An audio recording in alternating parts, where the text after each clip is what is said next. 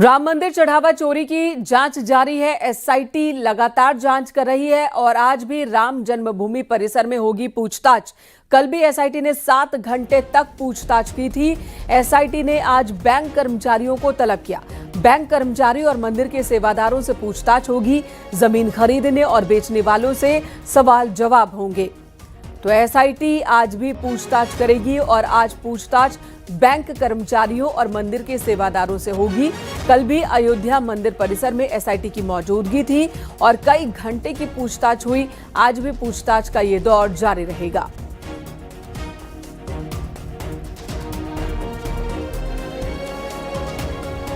आपको बता दें, एसआईटी को इस मामले में जांच पड़ताल के लिए 15 दिनों का अतिरिक्त वक्त मिला है। एसआईटी ने प्रारंभिक रिपोर्ट तो सौंप दी है सरकार को, लेकिन अभी फाइनल रिपोर्ट पर काम जारी है। निमेश गोस्वामी हमारे सहयोगी हमारे साथ जुड़ गए। निमेश, कल जिन लोगों से पूछताछ हुई थी, क्या आज भी उन्हीं से पूछताछ होनी है या अलग लोगों की लिस्ट तैयार है आज की पूछताछ के लिए?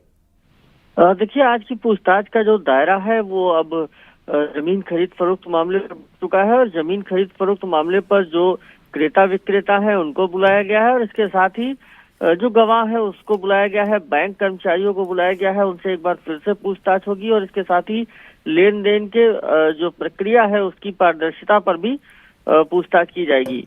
इसके साथ ही राम मंदिर परिसर में तमाम जो और लोगों ने एसआईटी से शिकायत की है कि इस तरीके की समस्याएं हैं, जो तमाम दान में कीमती वस्तुएं मिली थी जिसमें सोना, चांदी, हीरा, ये तमाम जो महंगी धातुएं थी, इनकी बात हो रही है। इसके साथ ही तमाम जो लेन देन के जो लोगों के राम भक्तों के दान के सामान थे उनकी बात हो रही थी। उन सब सामानों का ब्यौरा भी खंगाला जा रहा है कि आज तक क्या क्या मिला था राम भक्तों की तरफ से रामलला को, और रामलला के सामान को क्या हुआ, कहाँ का इस्तेमाल किया गया।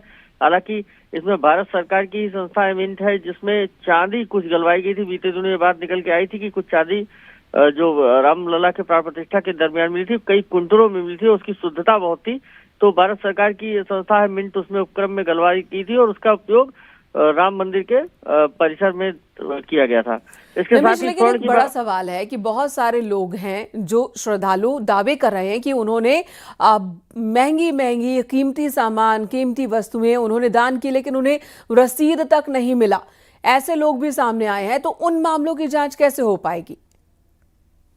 रिकॉर्ड बनाया जाता था जिसमें जो वस्तुएं आई रहती थी उसको बैंक कर्मचारियों के द्वारा ये बताया जाता था, इतने ग्राम गोल्ड, इतने ग्राम ये पीली धातु, सफेद धातु, ये लिखते थे। हालांकि ये गोल्ड और सिल्वर नहीं लिखते थे, लेकिन इस तरीके का एक आंकड़ा तैयार है और वो आंकड़ा एसआईटी को प्रस्तुत किया जा चुका है, जो बीते दिनों प्राण प्रतिष्ठा के पहले लेकर के और अब तक जो तमाम सामान भगवान को कीमती मिले थे, जिसमें सोने और चांदी के से जुड़े हुए थे, उन सब को नोट किया गया था और उन सबको दिया गया और उनका क्या हुआ, कहाँ उपयोग हुआ।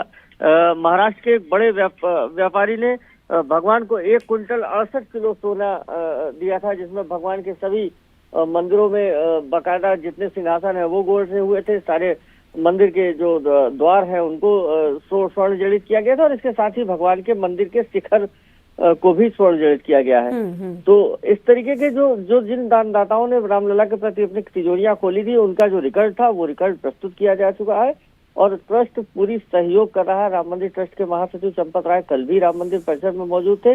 पूछताछ में उन्होंने सहयोग किया और जो रिकॉर्ड मांगा जा रहा है वो दिया जा रहा है। हालांकि इस बीच कुछ विरोधाभास डॉक्टर अनिल मिश्रा के लिए हुआ है और ये माना जा रहा है कि जमीन खरीद फरोख्त मामले में गोपाल राव और डॉक्टर अनिल मिश्रा से भी और भी पूछताछ हो सकती है। जी, धन्यवाद निमेश इस वक्त पूरी जानकारी देने के लिए। तो एसआईटी आज फिर अयोध्या राम मंदिर परिसर में ही पूछताछ करेगी और कई बैंक कर्मचारियों से पूछताछ हुई है, उनसे दोबारा पूछताछ के लिए उन्हें बुलाया जा सकता है।